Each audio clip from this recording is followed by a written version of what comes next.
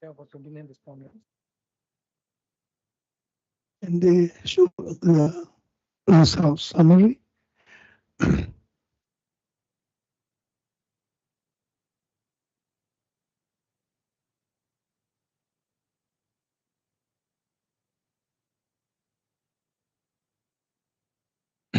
Yeah, this I need to see this.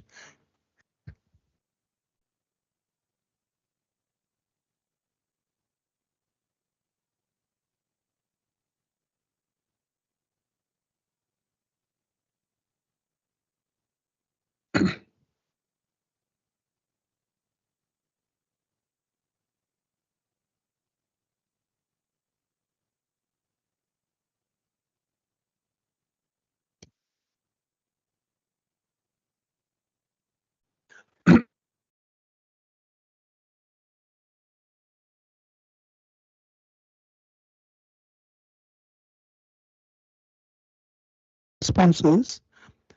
Can you go to the pie chart?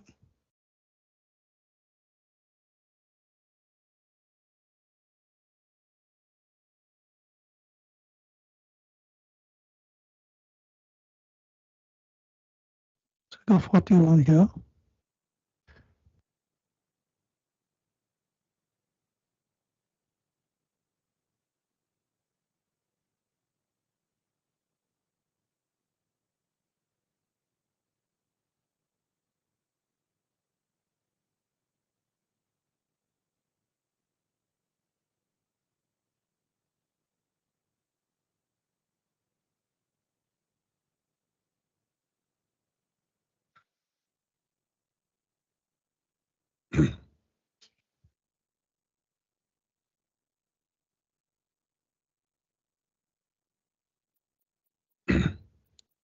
So if I look at this particular first one, that we have actually used problem-based learning, and 71% said yes.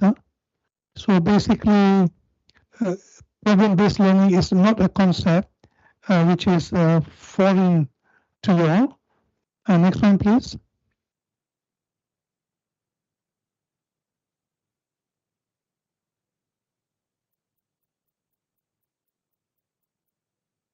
Next one is I've undergone training. 54% said true, they've undergone training. So this will be something additional to you all. But 34% said no, they have not undergone training. Yeah. Next slide, please. Next one, please. Now, is problem-based learning the same as case study? The next question. And then the 40% said is not the same, and 22% not sure. Hopefully, at the end of the whole training, you will notice that problem-based learning is actually not case study, completely different. Yeah.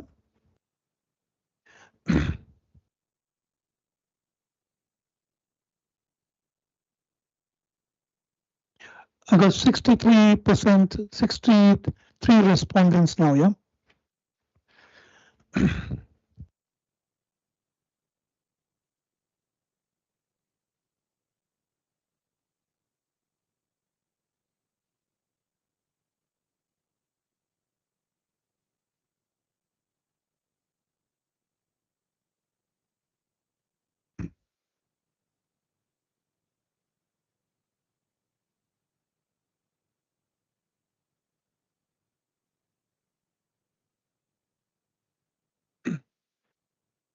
Next one is PBI. 95% said no, it is not the same as tutorial. Tutorial, I'm not sure whether in this institute that you do assessment during the tutorial. Do you do assessment? Yeah, so we have also do tutorial assessments. Yeah. So HLPBL is not the same as tutorial. Next one, please. Now, process base, there's no input and output. Actually, an input and actually an output. Yeah, we'll keep that in mind.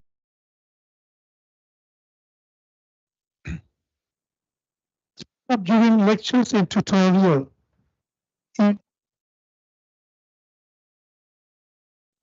to get students to speak up. Maybe the class is so big for other reasons, yeah? So it's true, it's very difficult to get students to speak up during lectures. Then my current focus on instilling presentation skills is by getting students to present a topic.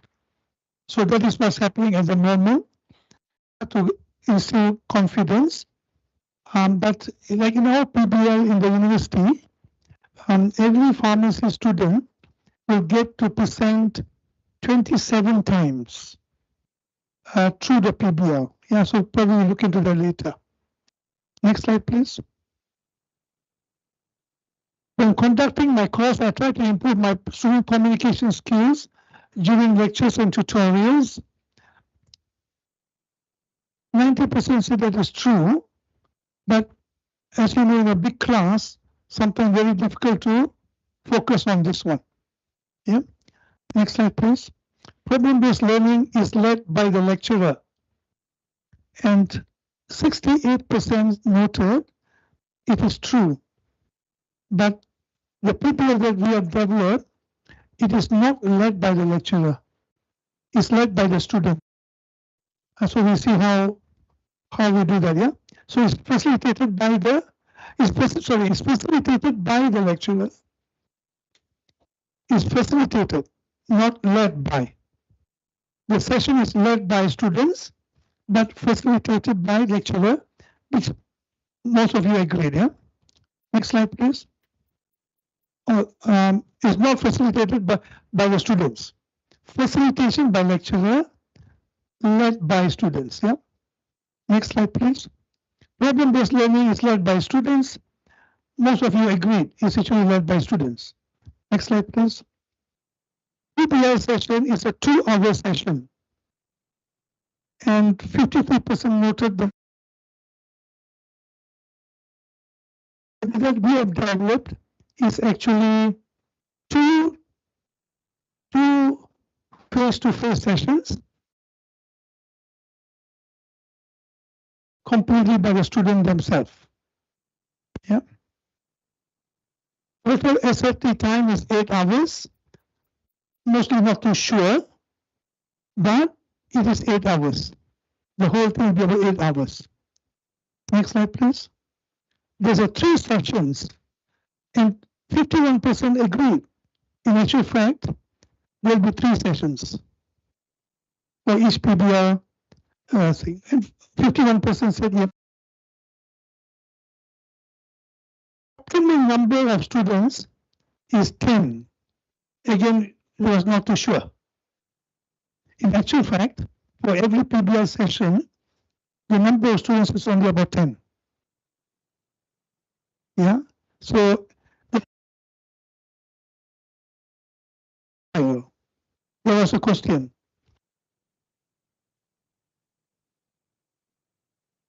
29% said no. So the 29% is correct. Yeah, it's not a classroom style. Literature search is part of PBL, and mostly agreed there will be literature search during the PBL session. Brainstorming is part of PBL. Almost everybody agreed. There will be a lot of brainstorming. And the art of asking questions is part of PBL. Everybody agreed as well.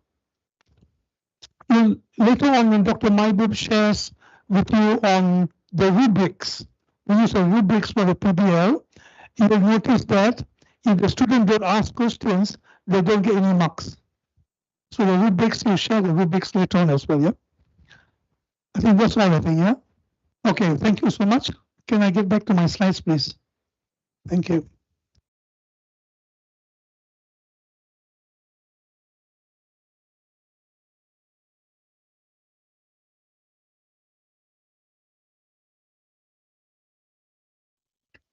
Dr. Maibub, how many minutes do I have?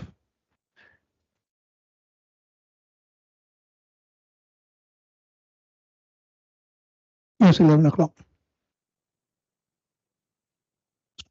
So I have until 11. 20 minutes. Perfect. So let me come back to problem-based hypothesis-driven PBL. Yes, I specifically.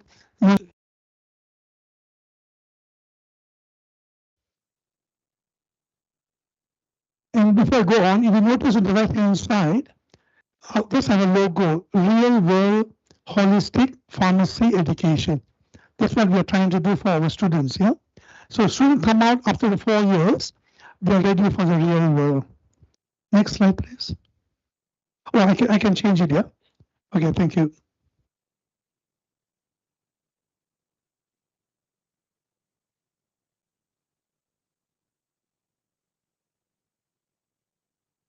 Okay, look at history first. Where did PBL come about, yeah?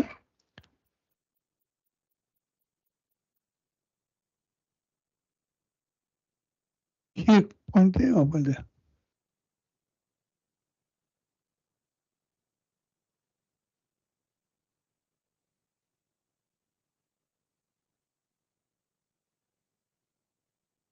The medical school in Canada, yeah?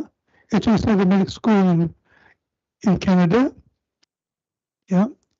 And the students were asking, why are we learning what we are learning? Is it important for the real world relevance, yeah? And then they started this PBL curriculum to stimulate learning in the real situation. That was the main reason for this. So initially medical school, but more and more all the other health sciences are being exposed to PBL. And if I can just, anyone?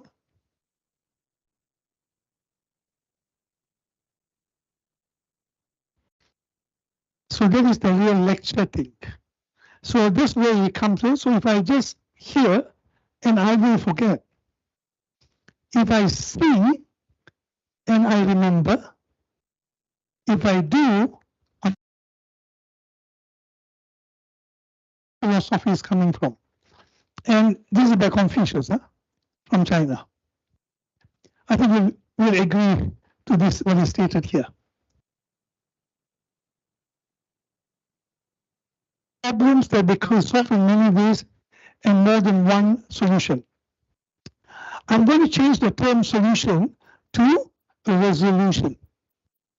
At the end of the PBL session, there will be a resolution of what I will call a trigger. Later on, we look at that. So basically, in all the programs, they can go into that, and it involves quite a number of activities in the process. We're talking about clarifying terms, defining problems, brainstorming, structuring, and so forth. In short, you're trying to resolve the problem at the end of the PBL session. Okay, this is a dental school PBL. Students is 10. So with one lecturer here. Later on, you see this particular arrangement is not the ideal one. I'm just showing you, keep that in mind, this would not be an ideal one. Yeah, and why it is not ideal, we'll have a look at it later on, yeah. So what does it involve? This matrix 7 jump, they call it, 7 steps. So they will discuss. What will they discuss? They'll discuss the term called trigger. Okay, keep that in mind, a trigger, they'll discuss a trigger. And then they'll identify from the triggers what information they need to go and find out on their own after the first session. But in order to find out what they need to go and find out later, they need to do brainstorming among the students. Yeah. And then they will analyze and structure the whole discussion. They will find out what they need to learn and then they'll go and do their own independent study, and then they'll come back to resolve the trigger.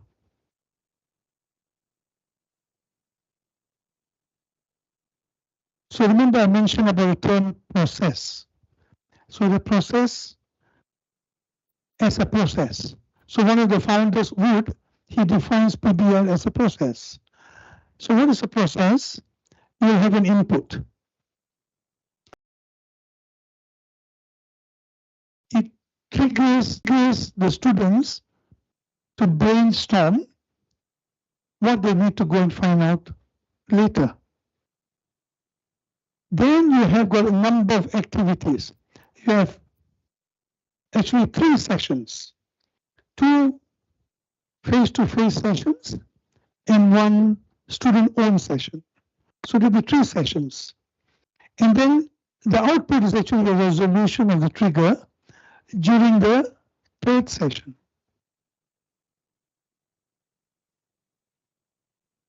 Again, it is student-driven. It is not lecturer-driven.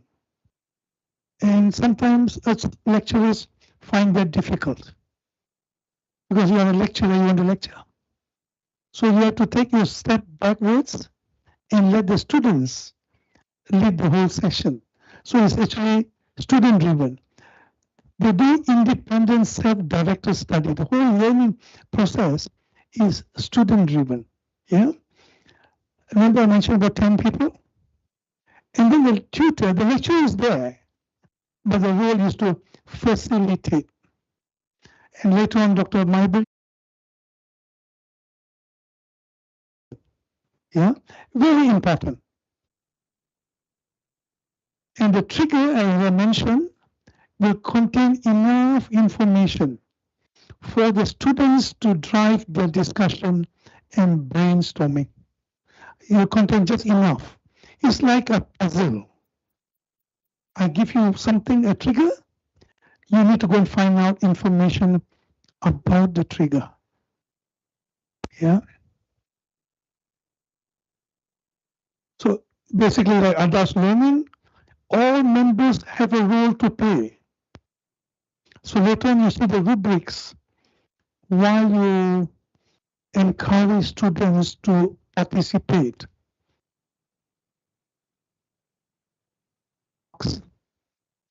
So it's driven that way. Their own, they learn about teamwork. They have to work as a team. They'll improve their communication skills, problem-solving skills. Yeah. Okay, so this is the main aspects of the PBL, what it is all about. Now come to the components of the PBL, the components that we have developed, which may be slightly different from probably what you are exposed to. But before that, remember I told you about the sitting arrangement is very important. Sitting arrangement is very important. So it's something like you simulate a real world situation whereby a discussion. So what you have here actually, the screen, and here the word S is a scriber. Who's scriber, yeah, with a computer, student leader,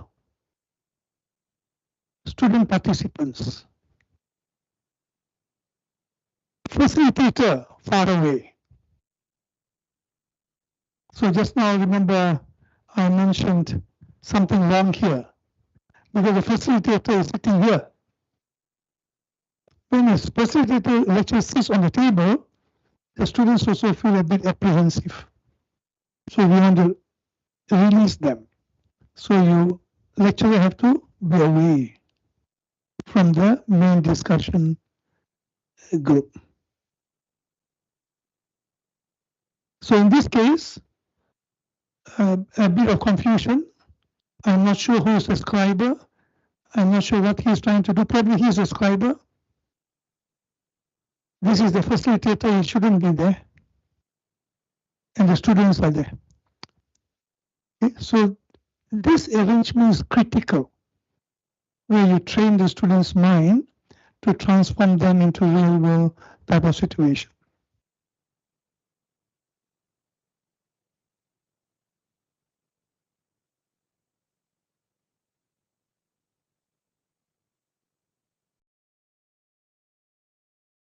A success or a failure will depend on how you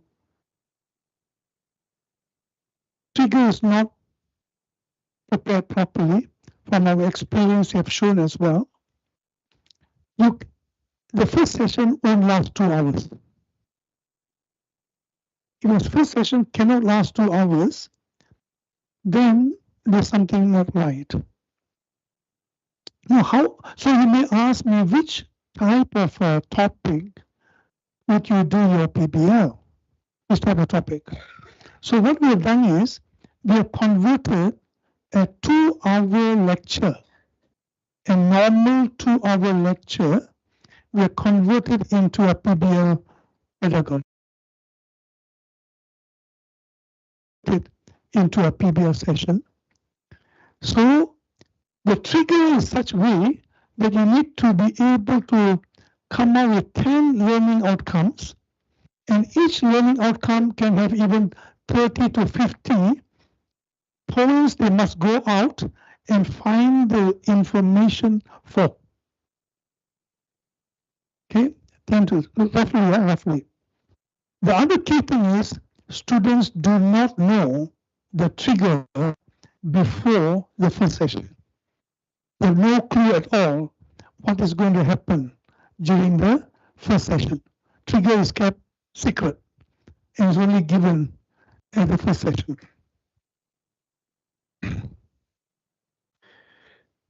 Sorry. So what happens in the first session? First session, face-to-face, 2 hours. Facilitator, facilitate. He got, so it can be, now everything is IT driven, they learn about time management. First thing they do is, they clarify the terms in the trigger, which they do not understand or know. So they clarify. That is the only time the students are allowed to use their device. Only for clarification of terms. After that, device cannot be used when the discussion goes on. So it's brainstorming. Yeah. So focus on the trigger, identify the learning outcomes. After that, they allocate the duties to all their members. Or you go and find out this 5 information, you go and find out for this 5 information. You divide the jobs. Okay, say for example, there are 30 points, there are 10 in the group. Each one will find 3 information points, which they need to go and find out, including journal articles and so on. Okay. Then at the end of it, there will be debriefing by the facilitator to make sure the second session goes on well. Yeah, to make sure the second session goes on well. Yeah, so second session is non-face-to-face. There will be a student leader for the second one. Yeah, but the moment this becomes SS, everybody participates. Yeah, and then come to next the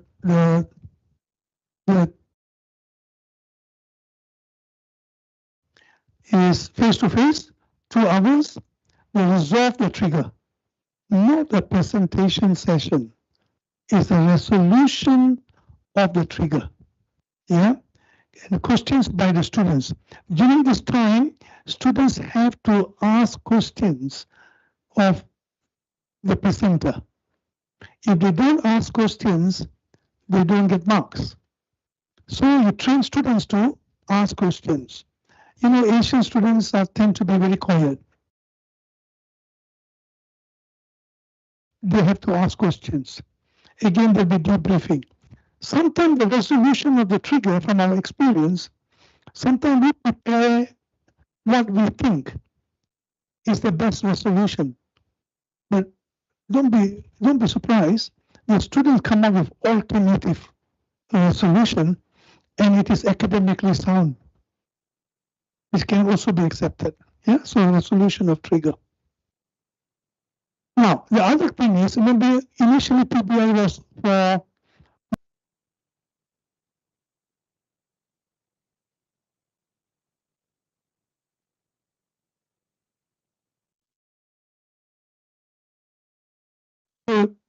a lot of idea generation will be there, innovation in thinking, you create originality, you create problem solving skills.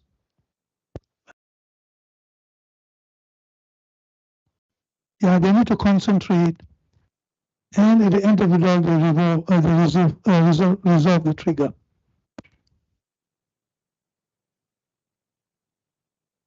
This will be later on in the end of my book. Yeah. So I'm going to stop here and pass it on to Dr. Mahbubia. He will take us to a bit more details on a number of aspects. By this point of time, is there any questions from anyone? Any questions at all? What I have actually shared? No? No? Good. In my session, they also when I ask questions, they say no questions. Either they learn everything or maybe not everything. Yeah. Thank you so much.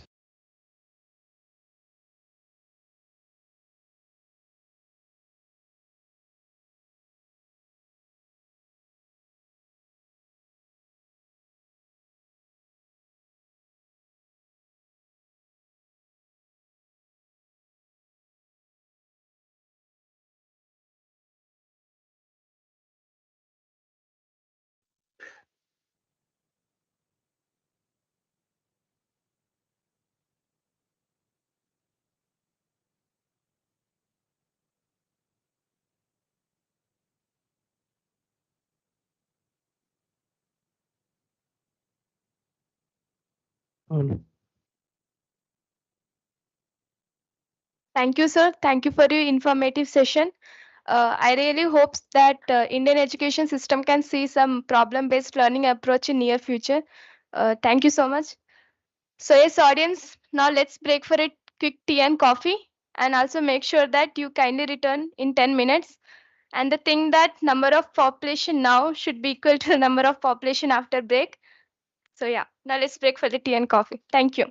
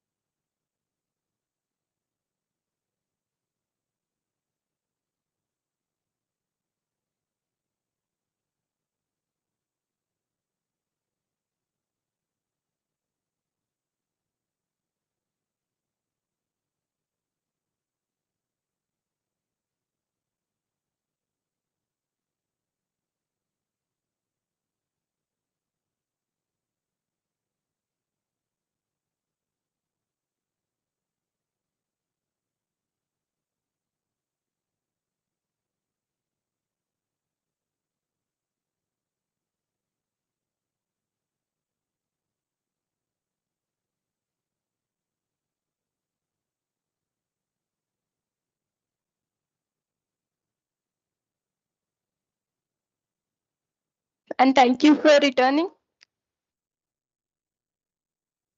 I take privilege introducing Dr. Ahmedsa Kankal is currently serving as Director for Pharmaceutical Product Development and Commercialization, Head for Development of Pharmaceutics and Pharmaceutical Technology, and Coordinator for Research, Postgraduate Studies, and Strategic Linkages. Dr. Kanakal has completed his B Pharm and M Pharm in Pharmaceutics at KLE College of Pharmacy, Bangalore, and PhD Pharmaceutical Technology at University of Manchester 2013. Dr. Kanakal has 19 years of experience in academics, research, and in pharmaceutical industries. His research interest includes novel drug delivery preparations, analytical method development, pharmaceutical formulations, research and development, herbal product development, and commercialization. Dr. Kanakal is registered pharmacist with Karnataka State Pharmacy Council, member of Malaysian Natural Product Society, member of Malaysian local chapter of the Controlled Release Society, and member of Malaysian Pharmaceutical Society. Dr. Kanakal has numerous publications in Scopus, pharmaceutical technology, and pharmaceutical product development, and has US and international patents. Dr. Kanakal secured 11 International Innovation Research Awards at various international research competitions that include 4 bronze, 4 silver, and 3 gold medals. Now I invite Dr. Kanakal onto the stage to put some light on the session.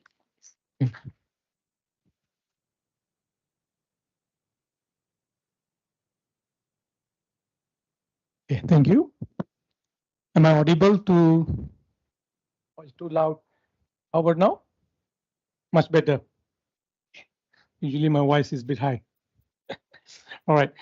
Very good morning to all of you, and thank you very much to the host and VIPER management for inviting us and giving us opportunity to share the unique product we have developed. And the driving force, the driving person is our dean, who enlightened just now about the process-driven problem-based learning. Okay, so my part is to tell the other side of the PPL that how it need to be facilitated, especially the academic staff here, how to carry out, and how to evaluate the sessions. So I hope by this time you have got some idea. On for 2 hours. The second session among themselves, students, they come out with a solution to present it or to tell the solution what they have found it.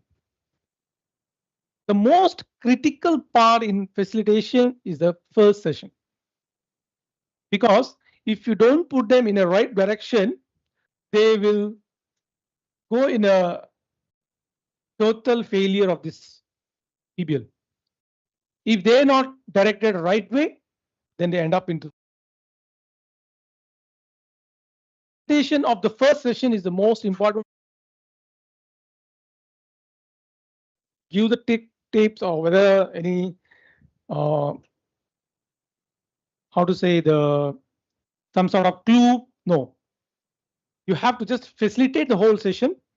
The first and most important, I think just now we have seen this setup where you will the student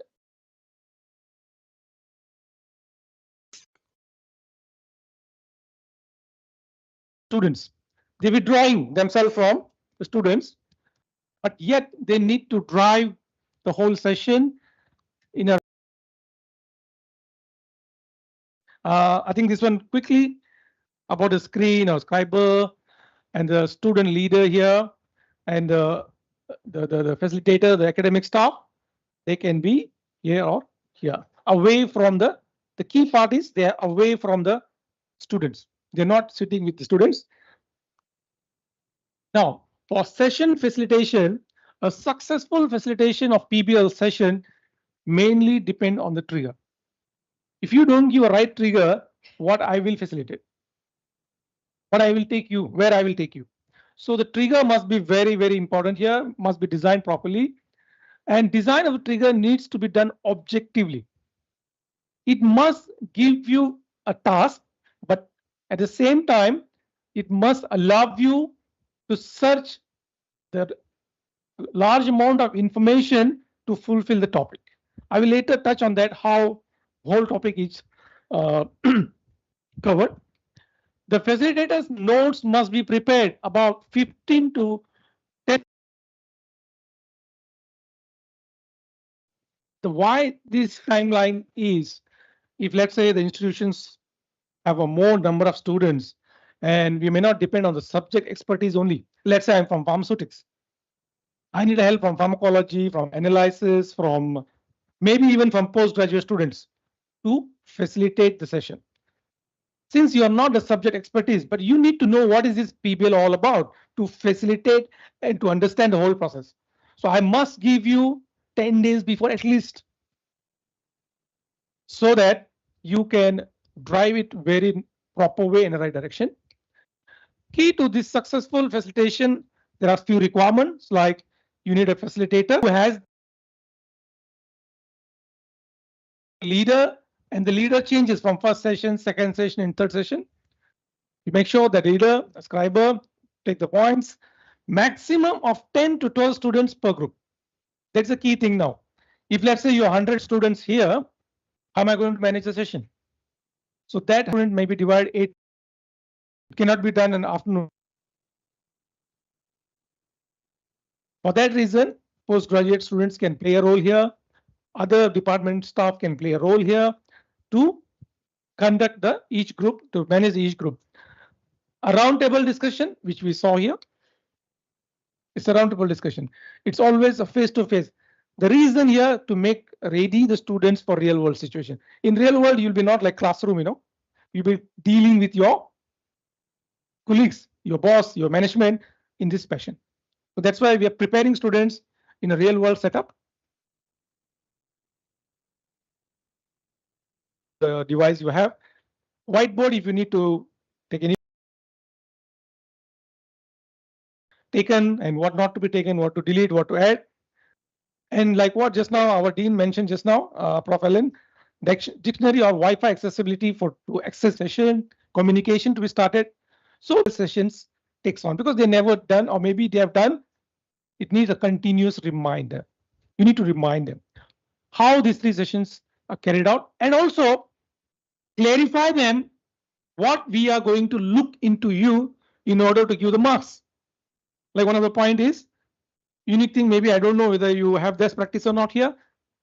You ask me a question or you ask your your counterpart, you get the marks, not for answering the question. It's the other way around.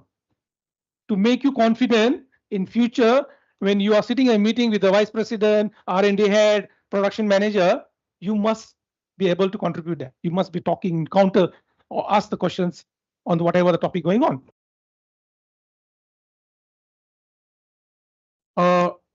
Details of rubrics, how we evaluate, I will take you through in the last part of this session. The mentioned students, it's perfectly acceptable to say whatever in your mind. Don't bother, nobody is going to kill you. Okay, it's a perfectly acceptable to disagree with another student. It's okay, whatever your friend saying, whatever the even your leader saying, whatever, doesn't matter. If you think something else, you are open to do. The whole part is communicate. Communicate yourself. Okay. Selecting a student leader in cyber is more another thing, and make sure you as a facilitator and do not give the chance to each and every student in one or other PBL, so that every student get opportunity to become a leader, to become a scriber, and get that qualities of communication, the leadership qualities. And then another thing, the major problem is to select the leader, especially the quiet student, the student who doesn't want to talk. We do have few students, total pin drop silence. How much you facilitate, they will not talk. And now you are expecting them to lead. So you make sure, give them opportunity in a third, fourth, or fifth, sixth round of PBL. Getting members of the group to talk, discuss to each other. Now, I have 10 people sitting there, only 2 people talking or 3 people talking. What about the rest 7? You need to make sure when the 3 people talking, you ask the other students, what is your opinion? You involve them. If you don't, what happened in the real world? Three people will be talking, the four will be watching the phone, or they will be in their own world. We don't want that when you graduate and go in the real world, and that will be very bad for your career. You need to have that ability to communicate. Dealing with quiet and non-participating student, you need to really give your attention, bring them into the discussion. You can also have some metacognitive questions. For example, what made you to decide to say this? Some student is saying this. You can ask, what made you to say this? You know the answer, but we want them to answer. Maybe you can ask another question, what information you would like to add on. For example, the X student is saying, Y student ask. But don't give any clue. That's the key thing in facilitation. But you're still driving in the right direction. If they're going off track, you can bring them in this way. Keeping on majority of the facilitator, sometime we as a lecturer, knowingly or unknowingly, you dominate the session. It is not the lecturer session, it is the student session. It's a self-directed learning. The student must be leading. They should be dominating, not the lecturers. But yet you need to keep them on a right track by asking this kind of questions. Okay. Now I move to the next part.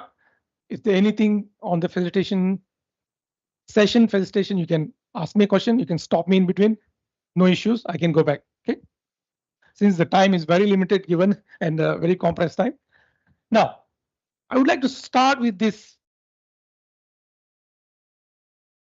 Or else it's the end of the beginning.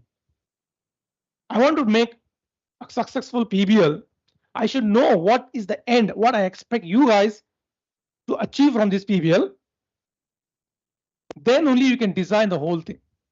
If you don't have that proper ending, then you may design in such a trigger or PBL whole session end up at the beginning itself. So you can't drive it.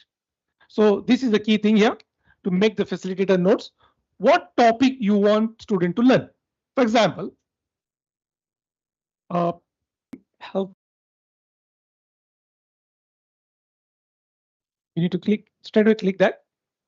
So I'll give an example, one of the course plan example we use in our university. It's not, you need to pop. It's not coming, say. Maybe you have to minimize. Yeah, escape, and go to the Word file. Just now it's open. Okay. Oops.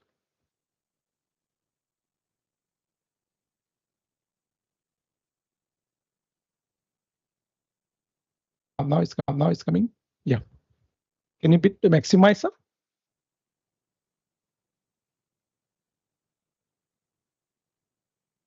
No, you just you see here. You just need to hold control and expand. Okay. All right. So here, can you scroll down a little bit? Go down. Go down. Okay. This is a subject. Maybe you can go up. A sterile dosage form, or you can sterile pharmaceutics. I'm sure title might be more or less similar. There will be a topic subject sterile pharmaceutics. Okay. So this is go down. Okay. Here I have 3 course learning outcomes. What I want my student to learn from this subject, that is already in our mind, that my student from this course, end of this course, you need to learn this. Now, among these 3 course learning outcomes, I want them large volume, small volume parenterals, or sterilization and cytotoxic drugs, and so on. Within that one CLO, I can choose one of the topic. If you go down, I'll show you, sir. Go down and scroll down, scroll down, scroll down, scroll down. All right, scroll down. You can see here PBL. So this is the CLO one. There are some topics. There's a course learning outcome. There are some topics. Now there is no PBL for this CLO, but you scroll down until CLO 3. Go down CLO 3. We give them introduction, give them fundamentals. They learn the lecture typical. Go down until CLO 3. Go down. This is the CLO 2. Then you learn about nasal, ophthalmic, and so on. Practicals. Yeah. Here we have this topic called dry powder for injection. We never teach them on dry powder injection, but they have basics on sterilization. They have basics on small volume parenterals. They have some fundamental knowledge on this. But this whole topic I convert into a PBL of 4-hour session. They have to learn on their own. The whole thing. Later afternoon, we'll have discussion detail on these notes as well. So now I have in my mind, I want my student to learn DPI, dry powder for injections. I don't teach it. They have to learn on their own. Okay, maybe we can go to the presentation slides. So then the second part is there's one more link in the same slide, sir. Okay, next slide.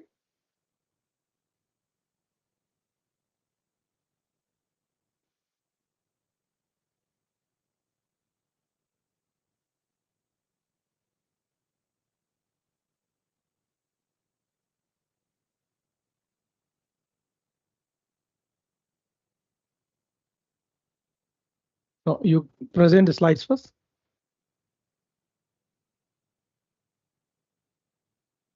Yeah, now you click that. Yeah, minimize it, minimize, escape.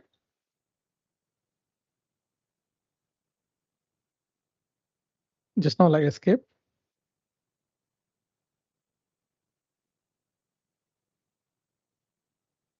Notes, go down. So this is how it looks like the first page. If you go up, little bit, no, up. Yeah, up.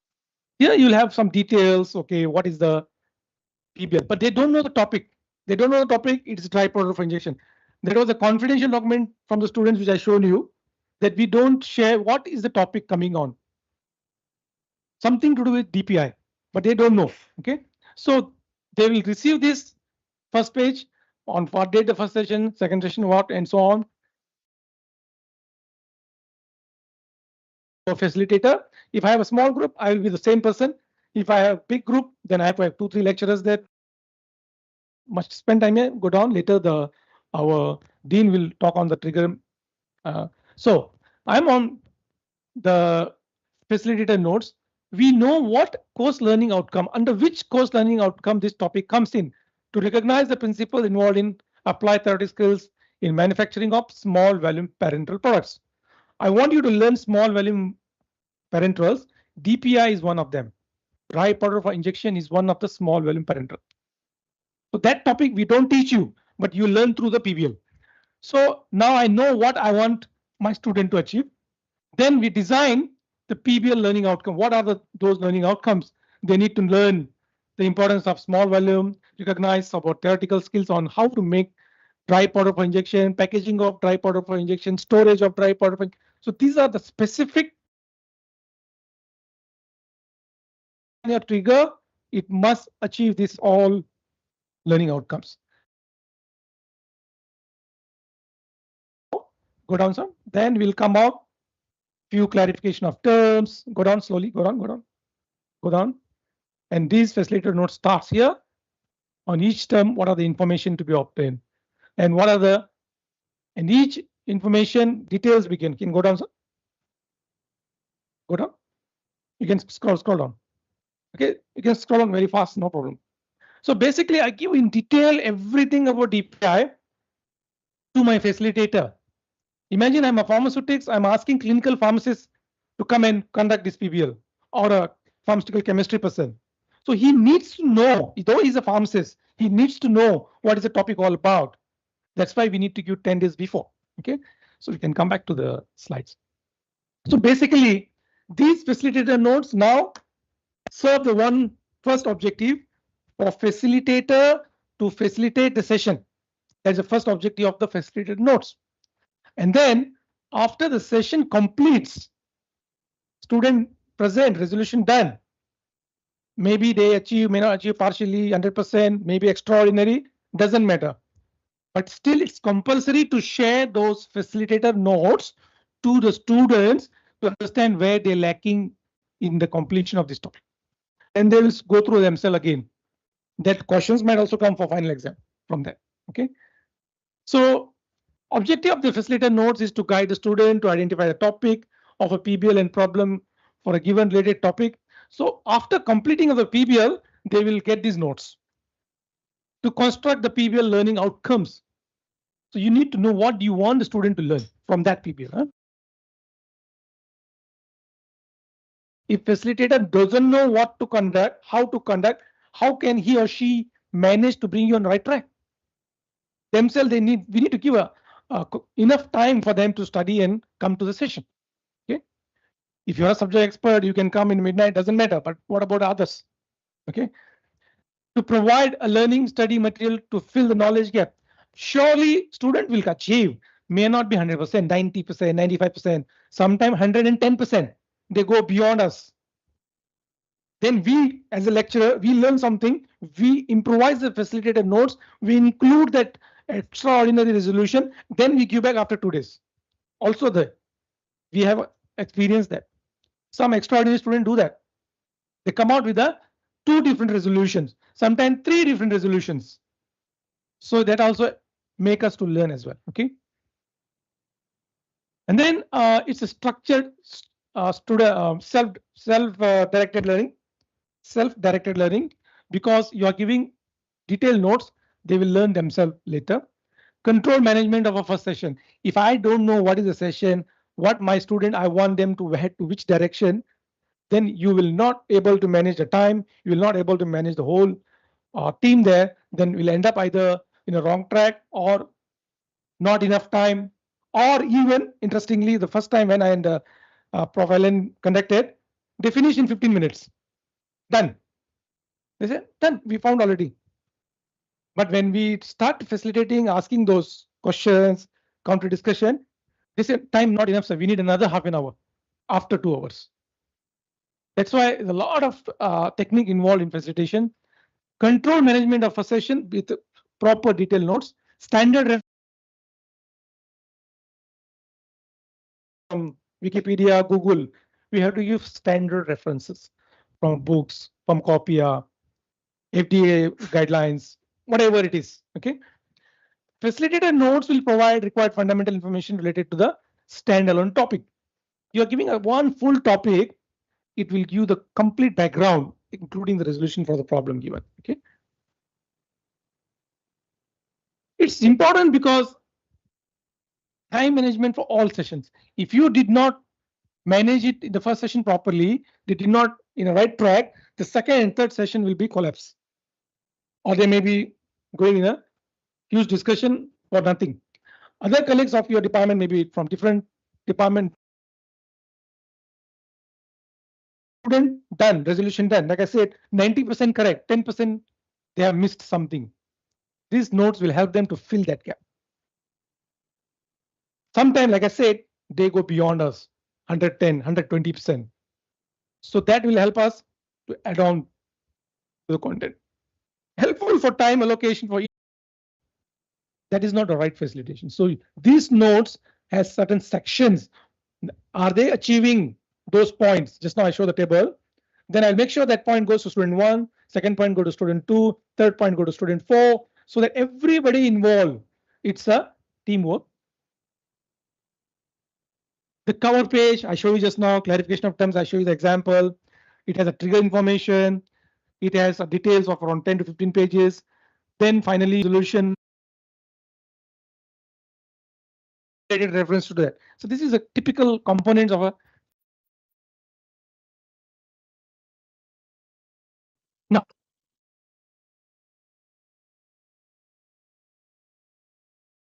this one I would like to share, construction of knowledge. Now what happens? Recall back this morning, our dean was telling here about there are 3 sessions. The first session is suddenly you come to the classroom or the PPL session. I pass you a trigger, a paragraph of, let's say, half paragraph information. Okay.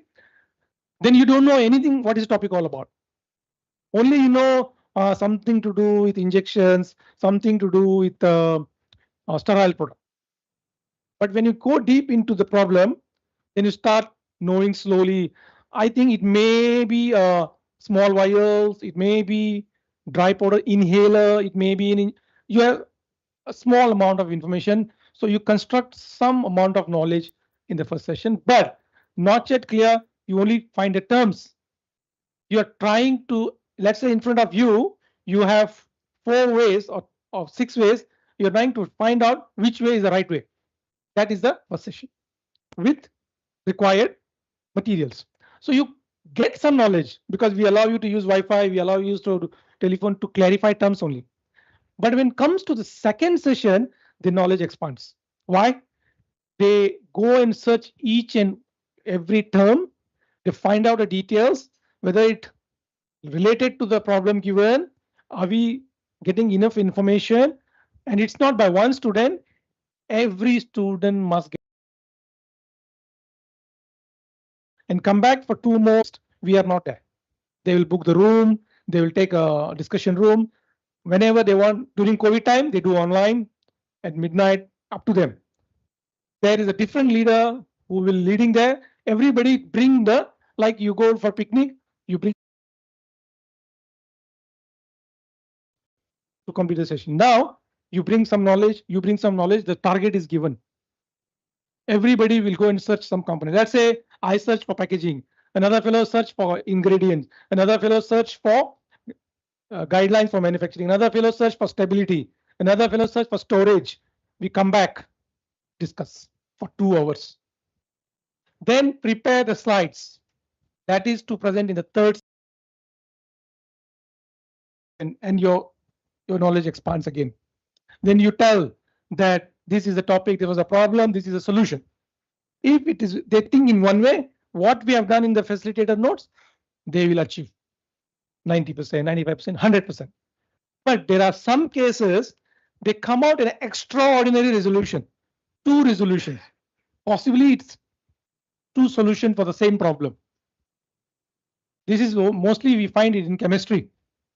Mostly we find it in clinical pharmacy, because you can give for one disease, you can give different medication. Why not? Right? In chemistry, I can do two different chemical reaction to get the same product. So I'm thinking this reaction, but my student is thinking another beyond what we are expecting. They come out of that. We had this example, especially in clinical, even in pharmaceutics, we had it. So that trigger us as a educator.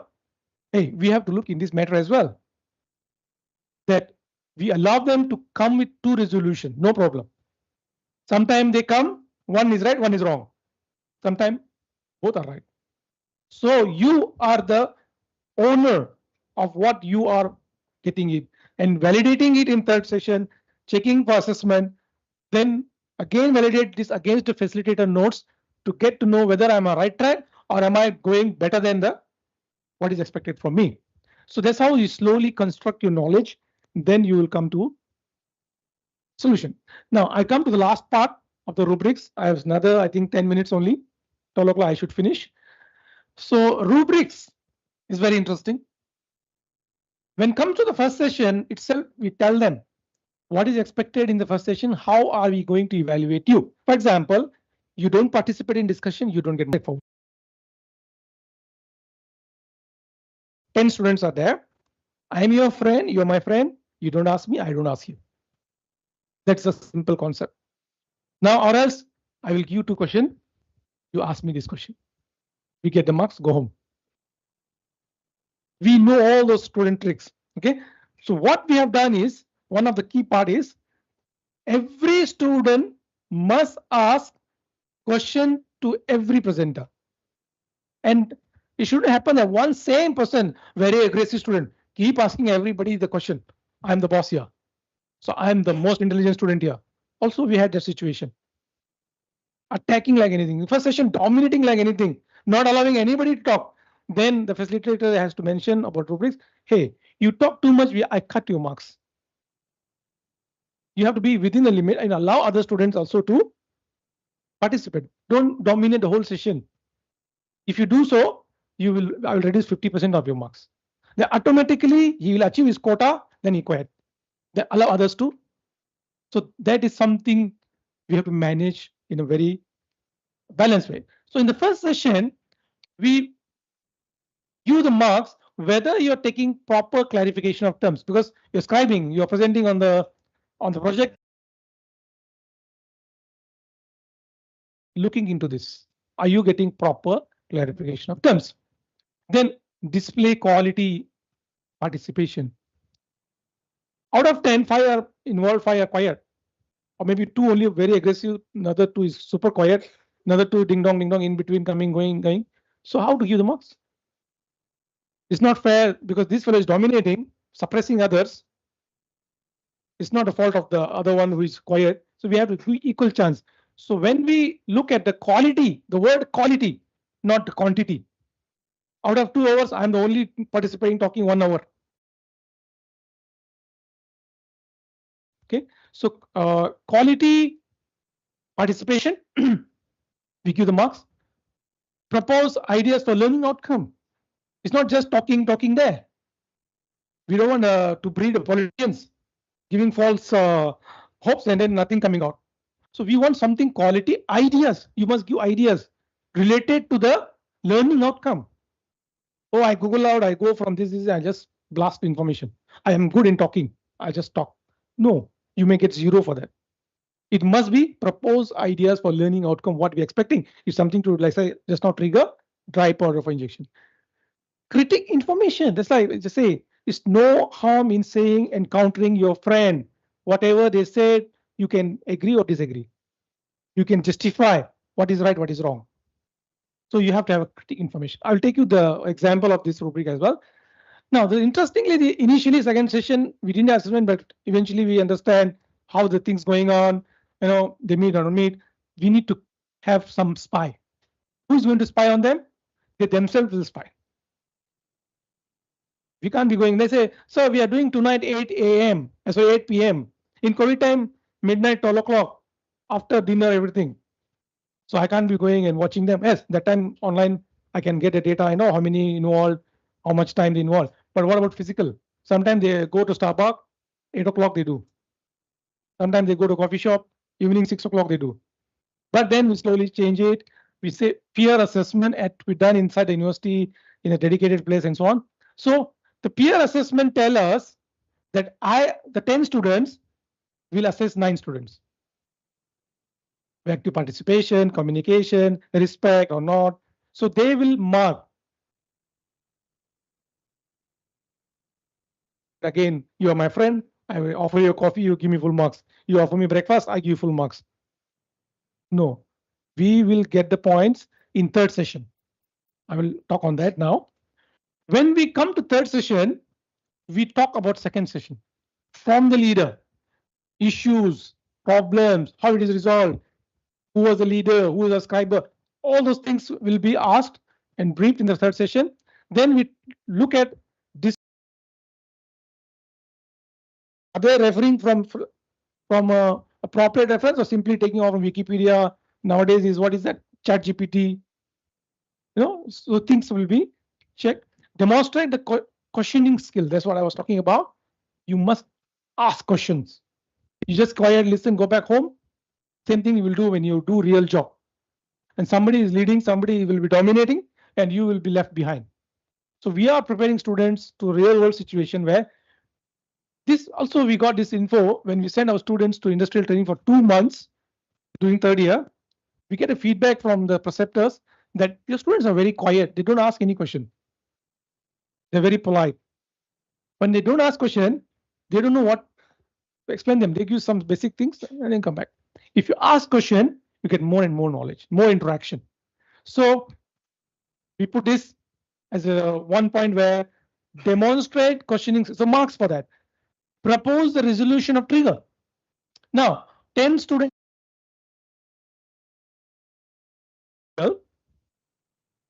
Whether they're contributing to the resolution. Also, we look into that. Or is simply the volume, the quantity of the content. Adhere to the punctuality for both sessions. Time management. From this, they learn time management, time give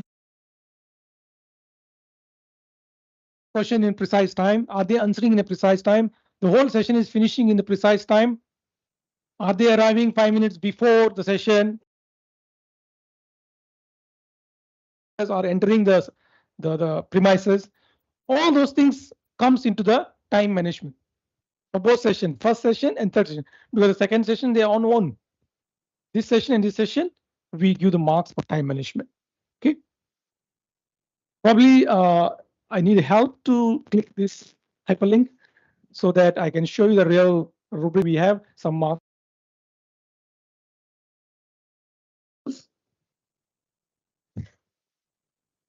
It's an Excel sheet. You can go up, sir. Okay. Now, no, just now the Excel sheet. Okay. So this was last year, I think one of our staff. Session 1, 2 hours. Session 3, 4 to 6, for example. Okay. Now we have a student. We have a short form of each student name. We just put a short form there. Yeah. Weightage. How much? And then you enter that marks. Excel sheet automatically calculate the marks for that. So you enter whether they are good, excellent, you know, in this same points what I discussed. Do they have a clarification of terms, display a quality participation, propose the idea to resolve or learning outcomes, critique information. So the marks will be given. Okay. Second session, I don't put here. The student have that sheet where they will evaluate their peer. How many marks out of 10? That will be entered later on here in this column here. They will give us a separate sheet. Then we enter that second session marks. When it comes to session 3, presentation is going on. The same sheet will be used back in the third session. Looking at this point, which I discussed just now. Maybe you can help me to scroll down a little bit. Okay. Yeah. So the third session, we look at this point, which I shown you just now in my PowerPoint slide. Punctuality, resolution of trigger, questioning skills. Because in the first session, no questioning skills, but interaction is there. Display a presentation on answering the QA session for the presenter. So the marks will be given and that student marks will come out here. So that cumulative will be taken as a 10%, 5%, whatever it is in your course. Basically, we have standardized 10% of the your marks coming from PBL. So this will be converted into 10%. So these are the rubrics advance to the student in the first year, in the first semester itself, via student handbook, via our email, through the web, through their learning domain. We call it EQIU, where we share all the information. It's a platform to communicate with the student. These rubrics are given to them that what we are going to look in PBL. So they must be aware how to gain the marks. Later, students will say, I don't know that you're evaluating me in this aspect. And it is continuously reminded by our dean, deputy dean, HODs in orientation of every semester. We take 3-4 different channels to remind them what is expected, not only for this assessment, even for other assessments, practical, whether it's the case studies. We have rubrics for everything. Report writing, practical report writing rubrics. We share everything. What is expected from you to be achieved from this session? That's why we need to keep in your mind what you want to achieve. What is the end? You have to tell them. You have to design accordingly. You have to drive them accordingly. Then go towards that to achieve. So these things will be shared with them. They also know that if I don't ask the question, I don't get the marks.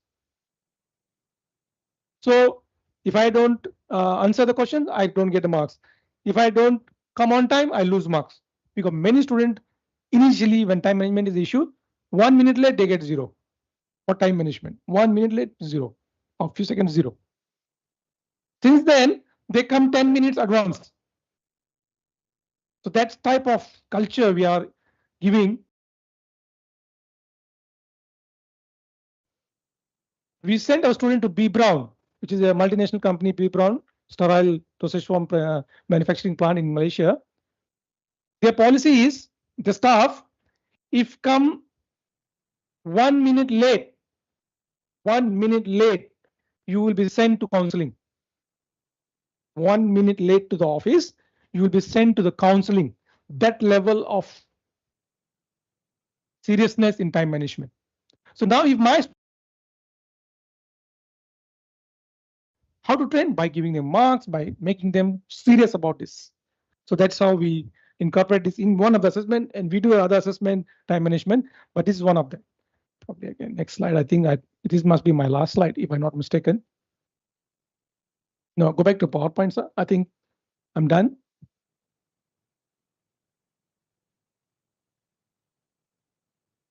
Maybe next slide. Yeah.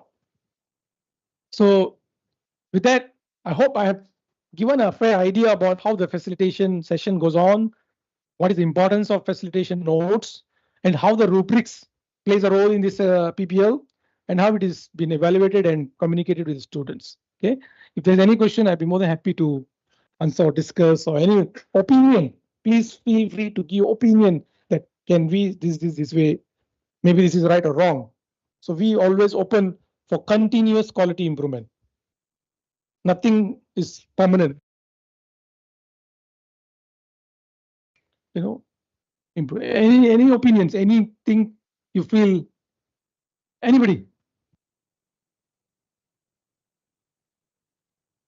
No. Yeah, please.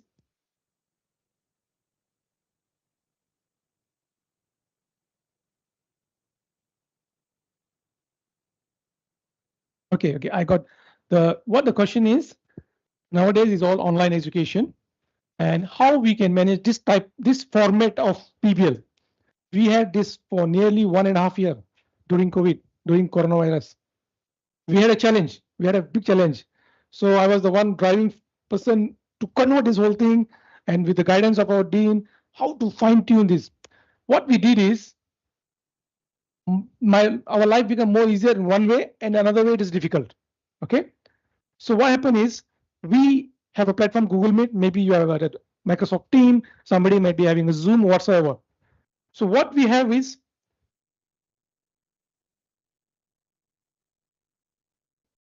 in that the statistics coming that who spent how much time on discussion. That statistics we can get it from Zoom. One person having this trigger sent online, and they have interestingly also talking. Everybody's talking because why? I'm counting the time. Who is talking? How much time? Digitally I can count, but now I need to manually. So their data is coming, then become more easier to time management wise, interaction wise, and PBL can be conducted anytime, anywhere, because why? As long as you connected with internet. Okay. Then they one scriber doing it has been displayed. It is in Google Drive, and I am linked to that. Whatever they're doing, I'm looking at that, and they're presenting on the whatever the Google Meet, and then eventually that must be sent on the spot to me because I have ownership in the Google Drive, Google Doc, right? And then after that, they can modify what they have done. Based on that, I already given the marks, right? When it comes to the second session, and then I forgot, all the 3 sessions compulsory must be recorded. Compulsory must be recorded. First session, second session. Third. This is interesting part that when we do physical face-to-face, we did not have that rule record. We don't record. Whatever they do, I imagine only, then we come a peer assessment. But in online time, they must record, and I can drop by any time at any point to make sure they are doing second session effectively. They do it. And then I can just mute my mic, I mute my video, I quietly listen what's going on. More options, more interesting, more effective. And then come to third session, presentation, right? Everybody is presenting. Sometime I can say, I want to add one step beyond you. You are presenting number 1, and your friend presenting number 10. By the time you are presenting, he got some ideas, she got some ideas, start copying everything. And then by the right marks go to you, she get, oh, somebody else get it, right? How to track that? How to counter it? You must send me slides one night before, a few hours before. And that slides in Google Docs. After that, you can't change it. If you do changes, I can track it. What time and when you changed it. Data is coming. And then when you finish presentation on the spot, I'm entering the marks. My job also become more easier. Everything is digitalized. Last time paper, then I go and convert and put in. So now everything enter, right? And then interestingly, online, they can link to many resources. I can link them to many resources in Google Drive or whatever, like we have USB and BP and so on online. Link them, they can link up, they can show there. So it become more interesting sessions, basically. Initially, there are hiccups. By the time we understand how to fit this whole thing from face to face to online, but it become more effective. And now we are using some of that info, for example, second session recording. Sometimes they have this must be recorded. Then give me the evidence that you guys met for 2 hours and had a discussion. What did you had? I also don't know. I will go through the video and I will counter check. It's like a spot check squad. Actually, very interesting. Does that mean that online education is more effective? Disadvantage. What we lost, I think Datos agree with me, that human interaction, that human relations, emotions. I think everybody know. Above I'm wearing a tie and all. Below I'm a lungi or dupatta or I don't know. This happened. That was the remembering time. But you are not going to do that in real world, are you? You go to industry, I say, I put lungi and put on the tie and no. And also, of course, I can to answer another one important part on their camera. Whoever off the camera cut marks. Because it happened. My session not there. He closed it. He put the blanket. Somebody and then he wake up and then he come back. This happened. So when we made this rule, everybody alert because we are watching them. 10 students only, 10 windows. I'm watching. We conducted online exam in the same way. We conducted many assessments. We did it very, very efficiently by using technology. Everything Google Drive, it can be simultaneously tracked. You're writing a report, for example, practical report. I'm watching what you're writing, who is typing what.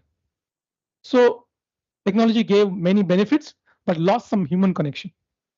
But on the other hand, now the real world, you have to have the both skills. Is moving digital. Then we do understand online ethics, also a big problem, which also we implemented in that. That when you're talking, somebody just open the mic, the noise coming up, the songs coming in, movies coming in between, dogs barking, the cat also jumping up and down behind you, all distractions. So we have online ethics that also been taken care of during that time. Of course, once face to face, then no need to worry about that. I hope you answer your question. Yes. Okay, thank you. I think this makes very interesting when you have two-way interaction. If anybody has anything. Anything from the staff?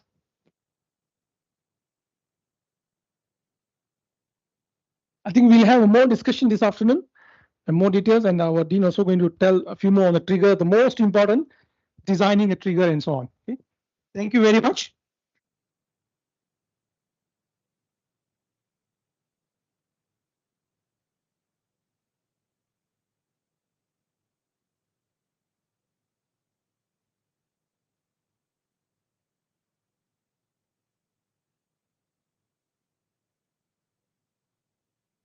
Thank you, sir. Thank you so much for your informative session.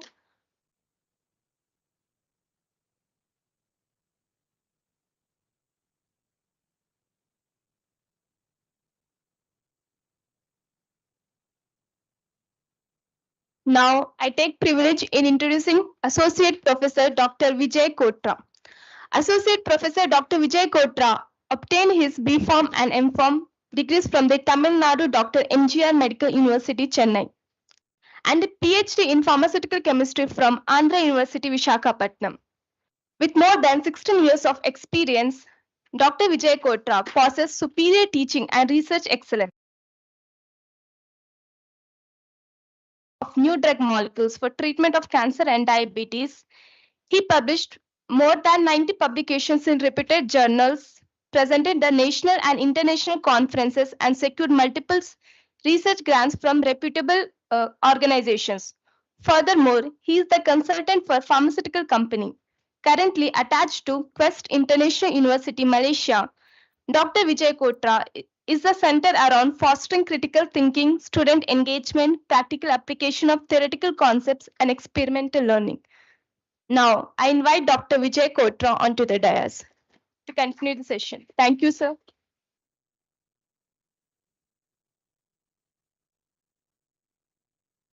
Good afternoon. Good afternoon, everyone. So my session is only just for 15 minutes. Don't worry.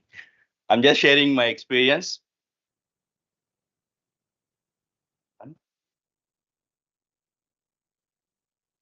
So can I have it?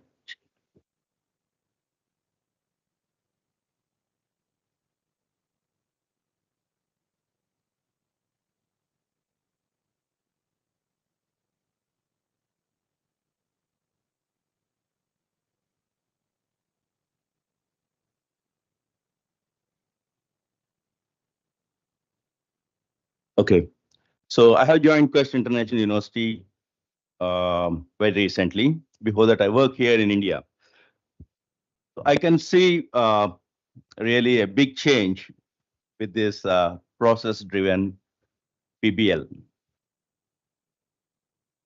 So before going into my experience, generally, I'd like to discuss with you what are our teaching and learning methods. Generally, what are our teaching and learning methods? What we do? We do the uh, classroom teaching, right? Classroom teaching. Then we conduct tutorials. I would like to know from you what kind of teaching and learning methods you have. Classroom teaching, right? Tutorials, do you have? Yes. Then teachers give you assignments, right? Which you don't like. Then you have to write the examinations. You have to give you examinations, right? Both theory and practical. Am I correct?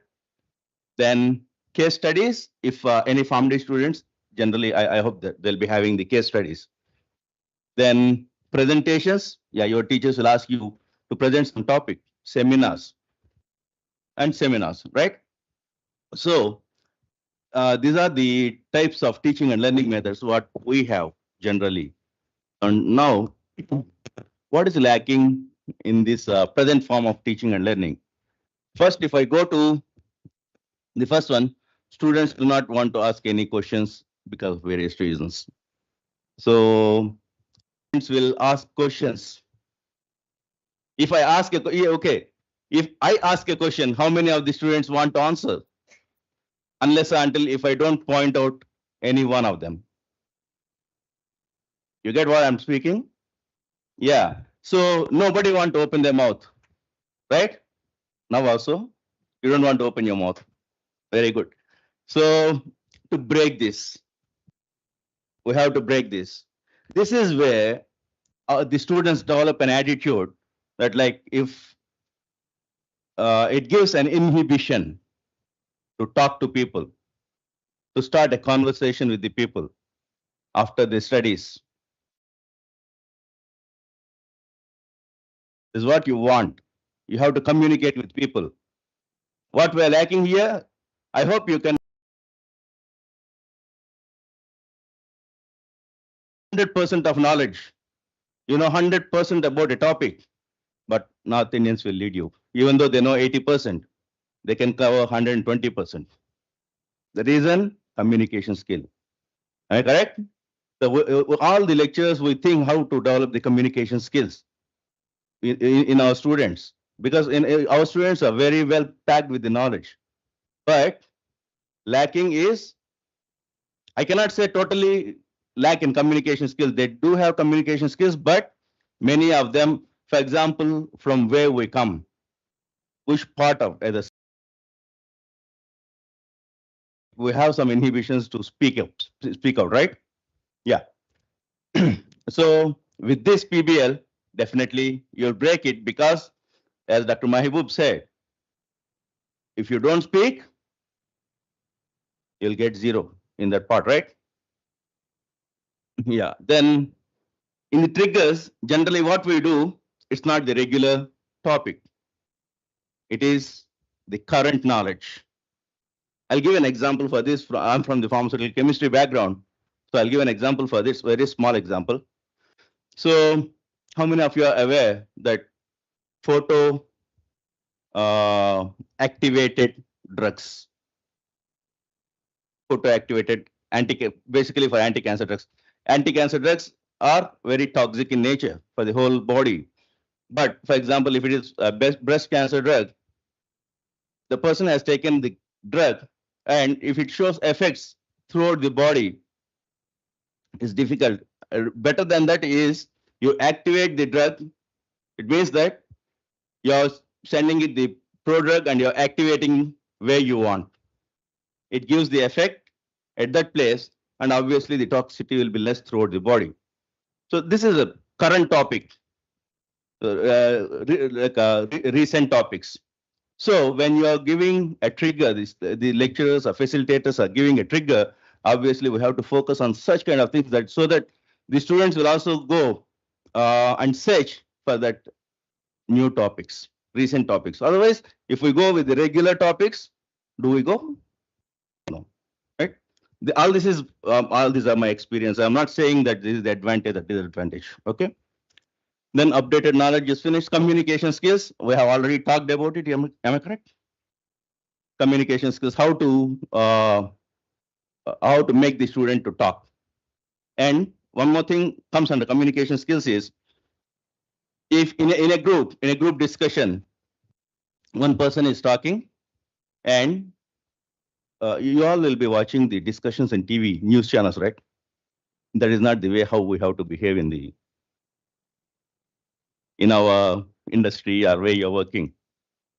In our working culture, we should know where we have to cut, or we should know where we have to interrupt, how we have to interrupt. There's a way. We have to wait until the person speaks the full thing, then only you can present your view. You simply cannot say that you wait, I talk. Correct? These are the culture and manners and behavior a student has to develop, which is a part of the communication skills. Right. The next one is language barrier. You all know very well about this, but of course nowadays everyone is very well versed and very good in English. But still, of language proficiency, right? So with this, obviously, the language proficiency will also be developed. When the language proficiency will be developed? When you start speaking. Until that, nobody knows, like nobody can help you.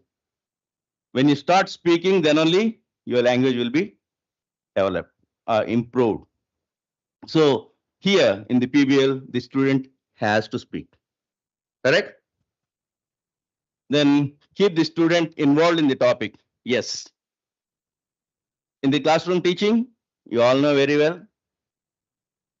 How much in 1 hour, how much time the student will listen to the whole class, to the lecture? 50%, 70%? Huh? 15 or 50? 1-5. Around 20% the student generally, if he is very much interested, if the topic is very, very good, then it goes up to 80%. Still, the student will go away for 20%, right? So how to keep the student to involve in the topic? This is where you have to involve into the topic. Otherwise, if you're not listening what your colleague is saying, you cannot correlate with him and you cannot answer the question what they're asking. So you have to totally involve 2 hours. Am I correct? Yeah. Then attitude and work culture. Yes, like what Dr. Mahbub said. It's like you know that the students wear different types of clothes, of course, in different countries. Hairstyles.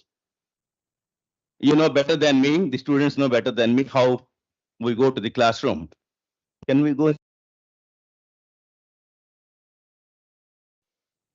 You must be a formal way, right? The way how we sit,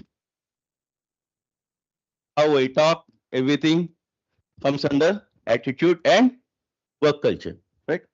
Then change in the introvert students. That's what You know what are introverts, right? They don't speak out. They know everything. They don't want to speak. Of course, reasons are many. So here you have to speak out. Correct or not? Unless until you don't speak, you cannot succeed in life. You have to open up. These are the things which are lacking in our present form of teaching in most of the ways of like teaching and assessment modes. But the PBL, problem-based learning, obviously covers all these along with the brainstorming session. The brainstorming means by seeing the trigger, the student has to think about the problem and how to solve it. Right? For that, there is nothing but the brainstorming, right? Yes. I'm sharing my experiences, so I have, and I'll tell you how we can solve them even. So number of students. So generally number of students, we can, generally we cap it to 10 in number. Of course, if only 22 students in a class, you can go with 11, 24, you can go 12, not more than that. And how, for example, 60, how? Like Dr. Mahbub shared this already, that we can use our other lecturers, but previously the trigger must be shared with them. Trigger with the facilitator notes must be shared for this purpose. And involving all the students to participate. Yeah. Generally, in PBL, some of them, they don't want to participate. They say that I have this problem, I have that problem. Yes, how to solve it? If you want the marks, you join. If you don't want, it's okay. Final. How to confirm the students they are equally participating in the second session? Yeah, this also has already discussed by Dr. Mahbub, that we have the rubrics. Even though in the rubrics, yes, for example, 30 students. 30 students, there are two problems here. If all the 30 students belong to one gang, yes, for example, 10 marks, all the 30 will get 10. If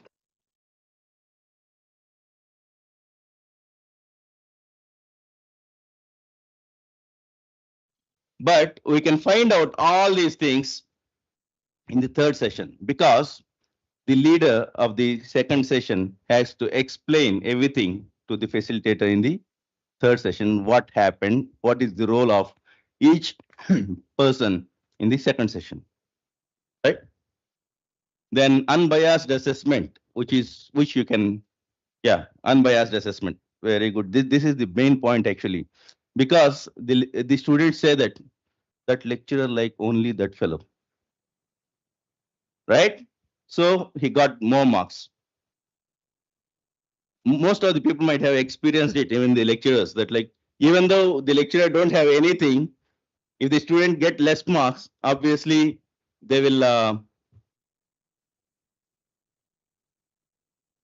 obviously they'll say that because the lecturers that likes that boy or girl, he gave good marks to them, right? So to how to,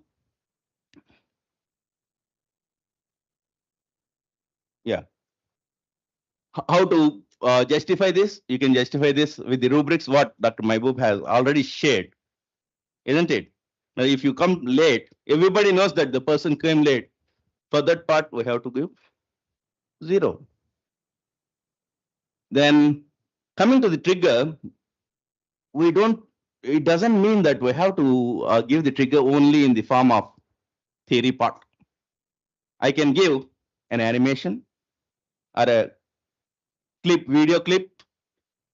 I can explain what I want under that, right? Any other format can be used for trigger. And these are the challenges what generally we can find in the implementation of the trigger. And coming to the resolution of the trigger, sometimes the students might come out with 2 different resolutions. Or the student might come out with another resolution which is not framed by the lecturer. If the resolution means like if the conclusion is proper, which is even though it is not designed by the lecturer, it doesn't mean that you didn't get what I want. It nothing is there that what I want. What how the trigger can be resolved. If the trigger can be resolved properly in a correct manner, sometimes the triggers may have two or more than two resolutions. So the lecturer has to accept it. Sometimes the resolution brought by the students are better than the resolution by the lecturer. Might be, but of course the lecturer has to accept it. Okay. Coming to the conclusion, I told you I don't want to take much time. uh, in our Quest International University, in 4 years, 4 years means 8 semesters, right? In 8 semesters, totally the students have to go through 27 PBL sessions. So in this 27 when you go through the 27 PBL sessions, in 4 years, the students are ready for real world working environment. How I can say this is, in our university, we will go to the employers who has employed our students and will get the feedback from them. Okay, like for one of the example is one of the student has joined in a government hospital as a pharmacist after their PRP, everything, after their training, everything. So the feedback what we got from the chief pharmacist of that hospital is this student, particular student, is very active and active. She actively participates in our meetings, whereas other pharmacists come from other universities. Even though they know the things, they don't want to participate. They don't want to open up. They don't want to say anything in the meeting. Obviously, who are proactive in the working environment, they will get good perks. So this is how I can say that I saw this from my experience. Then updated knowledge apart from regular syllabus for both students and lecturers. If you see our syllabus, obviously you'll know that even I have studied almost the same syllabus with a little change. You are studying that, right? But here you can learn the updated knowledge, the current knowledge. The best example what I have given to you. Have you ever heard about that? Photo-activated drugs, right? Then yes, working separately is a different thing. Working in a team is different thing. Here in PBL, you have to work in a team with other 9 members, correct? Otherwise, you cannot get the resolution. Because, for example, 10 students are there in the second session, the 10 students will share the work, right? So I will prepare on this topic, you'll prepare on this topic. If you coordinate all the 10 topics, then only you can get resolution. If one person don't do the work properly, obviously you cannot get the resolution properly. Then improvement in communication skills and well-mannered behavior in working environment after completion of the studies. This already we have already discussed about this. And the feedback from the employers where our students are working, I have already shared with you, right? This is my experience, and I feel that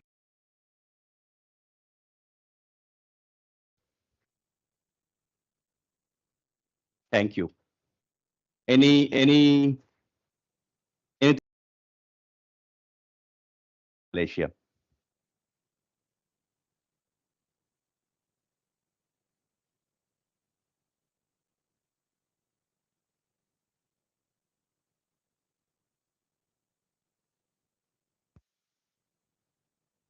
Okay.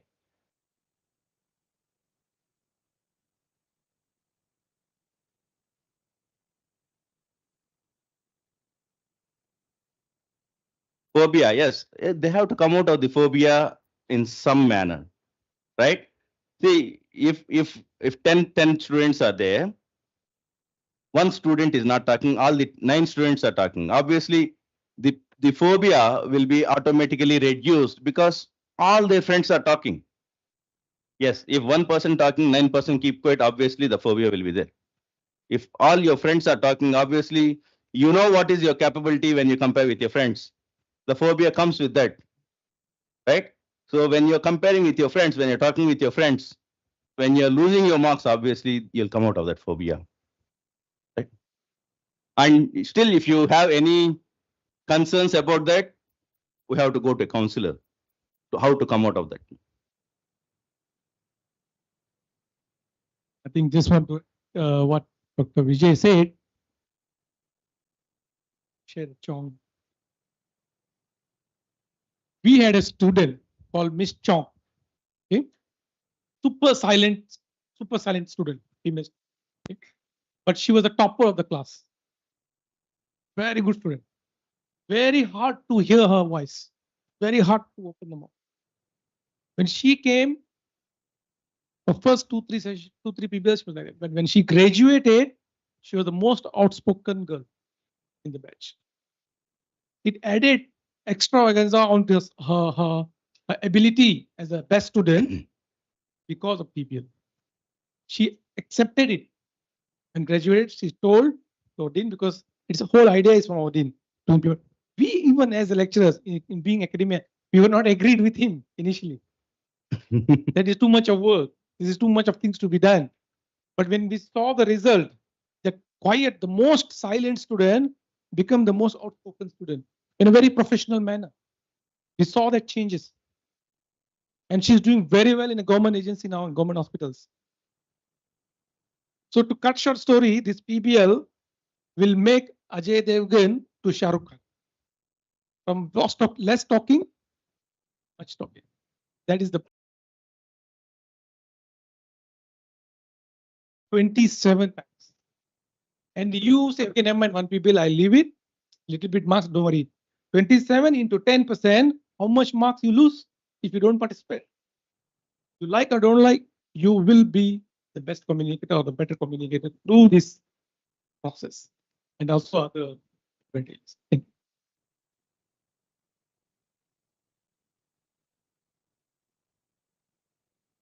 Anyone want to ask any question?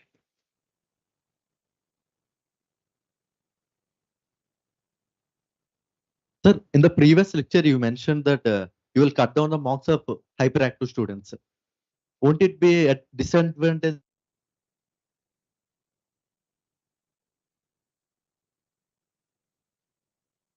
The question is, the students are more aggressive. We cut down their mark. So the concern was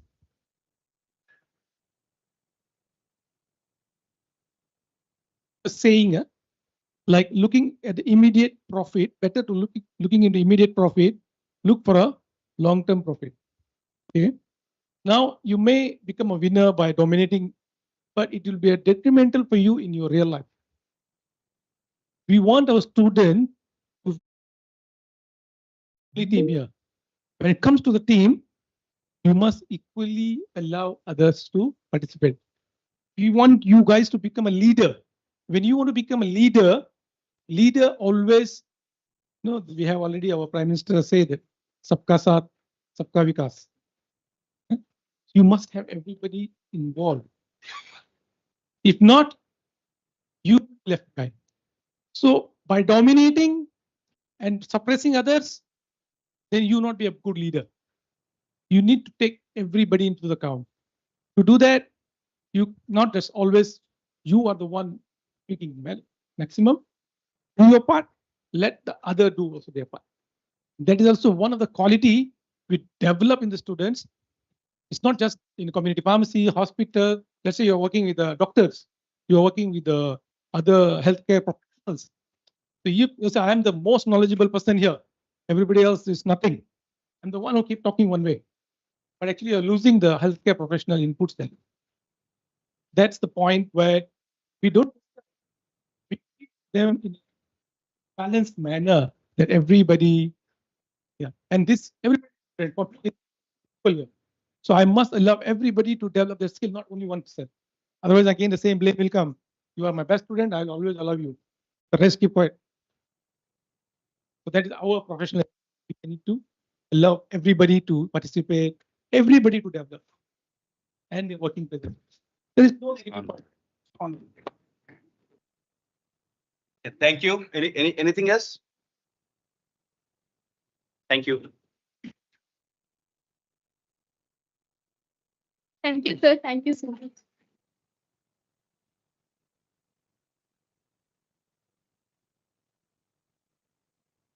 Can you hear me? Can you hear me? Just a few pointers to the questions. When you have a student who's dominating, sometimes there is. Yeah. Another technique you can use is the facilitator will come in. And the facilitator will now direct to the quiet one. What do you have to say to this?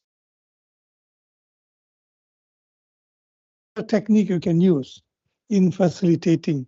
If some student is being too active, which is okay, yeah, isn't it? It's okay if some students are being overactive in participating. But as a facilitator, you can use this technique of asking the quiet one to come in and say, what do you think about what is being shared? You can use the technique as well. Yeah. And the one more aspect about the peer assessment. Peer assessment second session is confidential. It is done online, it's confidential. We know students do not want to give lower marks to their friends. So how to do the peer assessment very objectively. You're also training the students to think and assess situation objectively. I remember my own session when I saw the marks, all full marks. I said, cannot be. So I asked them to reassess one more time. And sure enough, there were some differences. Yeah, so you can use all these type of small techniques during the facilitation. Okay, so hopefully they will add on to what they've mentioned. Yeah. Now, I have about 20 minutes or so, and this is a critical aspect. You get the trigger wrong, the whole PBL aspect is also wrong. You'll go wrong. So this is either you make it or you break it. So this is the critical aspect. And to create a trigger, initially, you may find it a bit daunting initially. Yeah, as they mentioned, my lectures are coming from everywhere. I have lecturers who have taught in England, from Australia, from India, I go from Pakistan, I go from Malaysia, who work in government universities, private universities. As the doctor mentioned just now, when I introduced this, the first thing was resistance. Of course, I think when you're here as well, you want to introduce this, there will be resistance. But the resistance is because they don't understand how to go through it.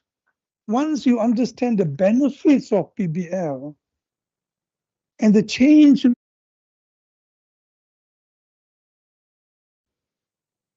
you will be, what's the word I used last time, Dr. Vijay?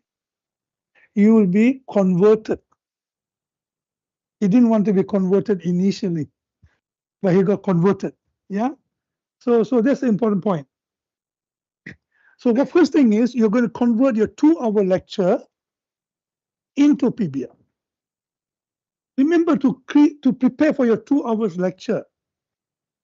How many slides do you normally have? 2 hours? How many slides? 40 slides? Correct. Roughly about 40 slides, 40, 50 slides. So you need to prepare 40, 50 slides. But here you prepare a trigger, and the same time, amount of time you prepare for your 40, 50 slides, you can prepare your facilitating notes. But initially, it sounds a lot of work, but it's not true. Yeah. So, of course, you have your course learning outcome and you have your topic learning outcome for your topic that you're going to give a 2-hour lecture. You have all that. So, your trigger must cover all of that. Your trigger must also cover enough information for the students to start thinking during the session. It's a trigger to think. So I give you one trigger, the word antibiotic, but I do not say what type of antibiotic. You go and find out what is the type of antibiotic. Okay. You may say gram-negative infection, but you don't say what it is, what type of organism is causing it. You go and find out what it is. So it's self-directed learning. Okay, so you need in your trigger points about maybe 10 or 15 trigger points. This is the trigger points which you will use to brainstorm during the first 2 hours. Okay, I mentioned about success or failure. Remember the trigger, of course, all the while we've been using trigger in written form. I share one trigger which I use. It's all in written form, but it need not be. If you look at PBL, it can be video, can be newspaper clips, depending on the topic that you're working on. Yeah? Let me just try to show this.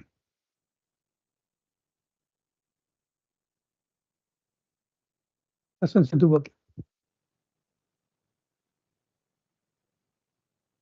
Okay, so I mentioned the course learning outcome.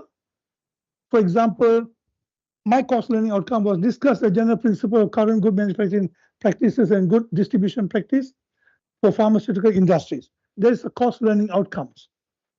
But the PPL or topic learning outcome, I look into comprehend cold chain distribution, good distribution practice. I want to look into receiving of cold chain products. I want to look into checking of cold chain products. I want to look into storing of cold chain products and issuing of cold chain products. So my trigger must cover all of this. So this is my trigger. So this trigger is about half a page. Information in which the students must go and find out themselves.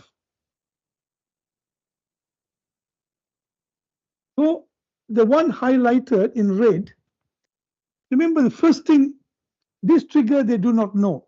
But before I carry on, remember the trigger is vetted. So for example, if I prepare a trigger, I'll vet it with another expert in the area. So the trigger is properly vetted and not only one person prepare it. And this is on quality assurance. So this particular trigger will contain about 10 to 15 trigger points for them to brainstorm. Okay, for example, installation qualified, operation qualified, performance qualified. So remember, the first time they get the trigger, they may not understand a lot of terminology here. That is the time they'll use their handphone device to find out clarification of terms. That's what they do the first thing. They clarify the terms that they do not understand. Then only they'll move on, so they may not understand the term installation qualification. So what is this installation qualification? What's the meaning of this? They use their device to go and find out. Yeah, and the same thing for all the rest. Particular configuration of the eye specs. How do I do that? So they will check all of this in their device. First thing, clarification of terms. Okay, so in this afternoon, you'll be actually preparing a trigger. Yeah, you'll divide it into groups and prepare a trigger of your expertise. And it may look something like this, about half a page or less. As long as you got, as long as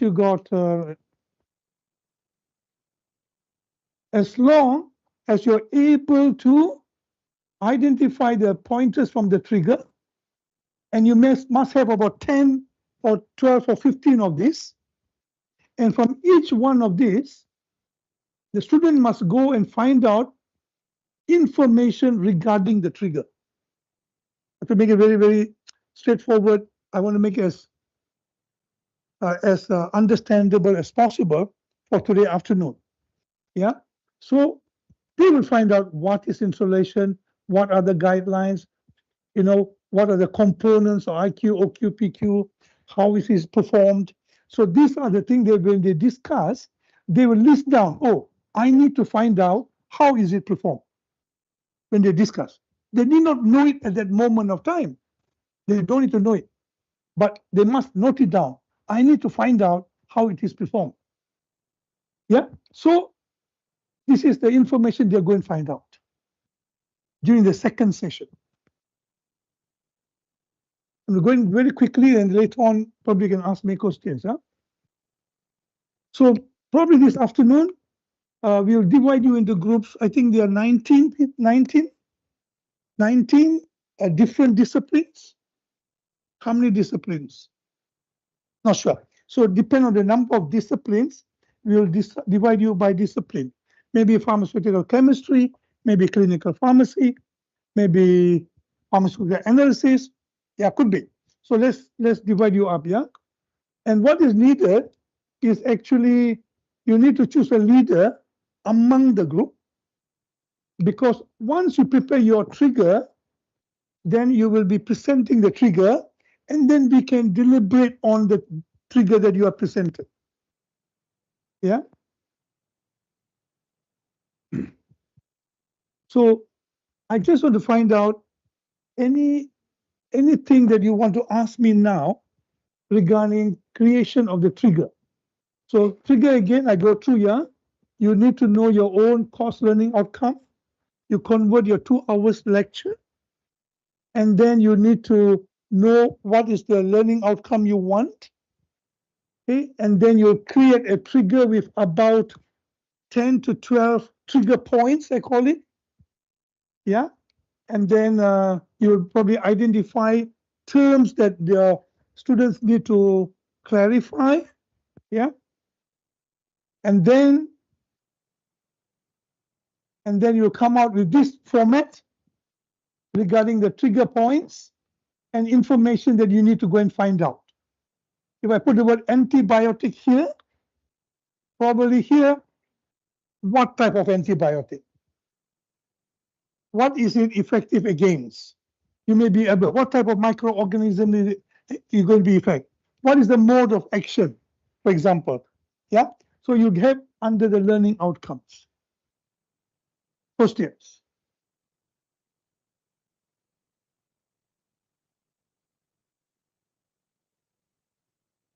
Anyone? Question here? Anyone? Any questions? Especially among lectures. Is this clear what we are going to do? Yeah. So example would be antibiotic here. If I put the word antibiotic, you will hear, oh, I need to find out what type of antibiotic. What is the mode of action? What bacteria is it effective against? Do I need to do therapeutic drug monitoring, for example? Yeah, so those are the information. They don't find out at that moment, but they'll find out at the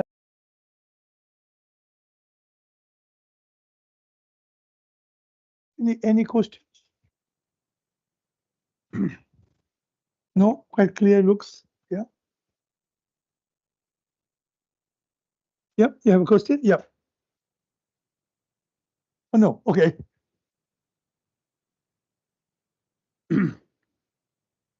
So of course, afternoon session will be only for staff, huh? Only for lecturers. No.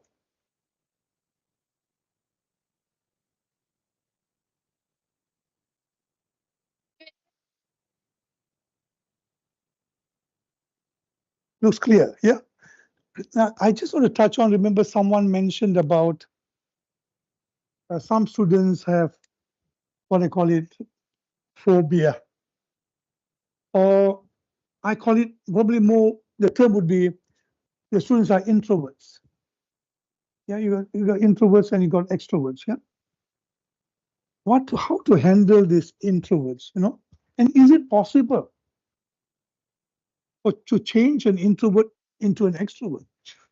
Yeah, there would be a question that, oh, I'm an introvert, mean I remain an introvert all life. Is that, I think that that notion is not really right. Yeah, what is important is you provide enough training, enough exposure. Like you mentioned, 27 times they are being trained to, and I can tell you frankly, when the first batch of my students, way back in 2015, when I introduced this concept to them, they told me, sir, we are introverts. That's what the students told me. Sir, we are introverts. The first batch. By the end of the 4 years, they became extroverts. Yeah, so it can be done. Give the student the opportunity to be able to speak, to be able to ask questions, to be able to contribute. That will take away their fear of speaking up. Yeah. Anyone got any other questions? Anything at all? So, sir, in fact, we have many introverts in the room. The whole section is introvert. So I was told everybody introverts here. Yeah.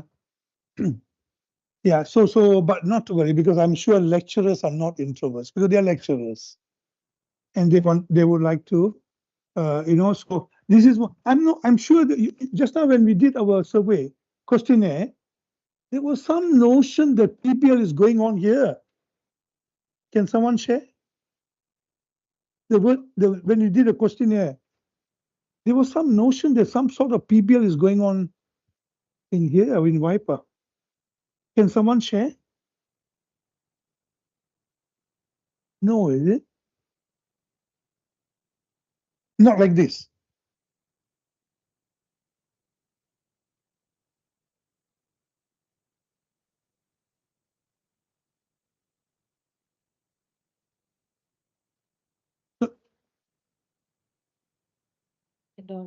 So some of the students have visited Vedic and experienced So, it. so normally you give them a task, yeah, but not in a round table discussion way of task. Table also, sir. Round table as well. Similarly, same way. Same. Correct or not? Yeah. Is there something different? Start of the As an additional, correct. Whereas ours we inbuilt into the curriculum. Yeah, we build in the curriculum and we contribute towards the overall curriculum.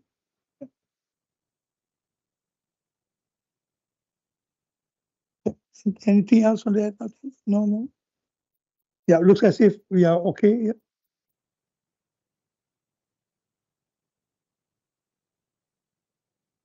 Absolutely. And we can also, since you're also doing it, we can, but for your session, do the students know the trigger beforehand? They also do not know the trigger beforehand. Yeah, okay. Yep.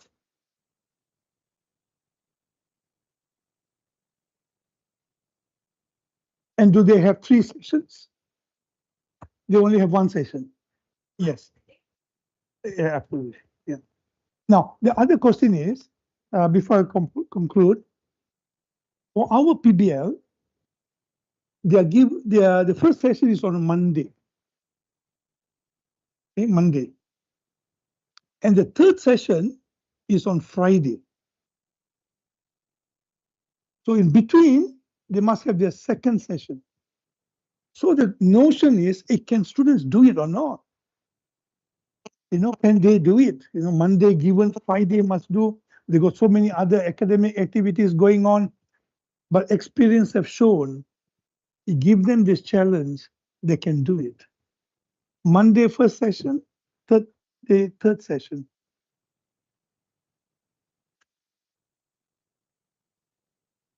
Okay, I think there's no questions. I think we can conclude. Yeah. Thank you. Yeah.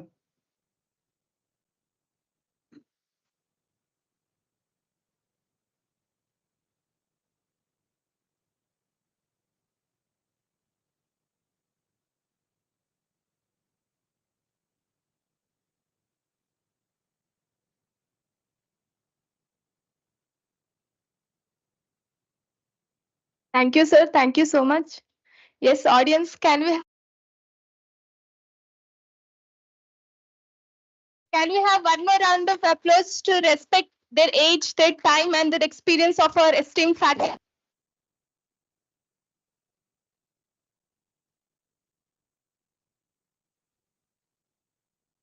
Yeah, I know everyone is hungry, but for me, actually, I thought that starving conditions make humans weak, but it seems that you all are loud because we are starving. Yeah, so now we will break for lunch. So post lunch, we will be having a session only for faculty. So students can skip. You can go to your respective labs and you can do your projects. So for the online participants, it is same. So only faculties are requested to join. And yes, thank you so much. So we will end here. It only for students and the faculty are requested to join back after the lunch. Thank you.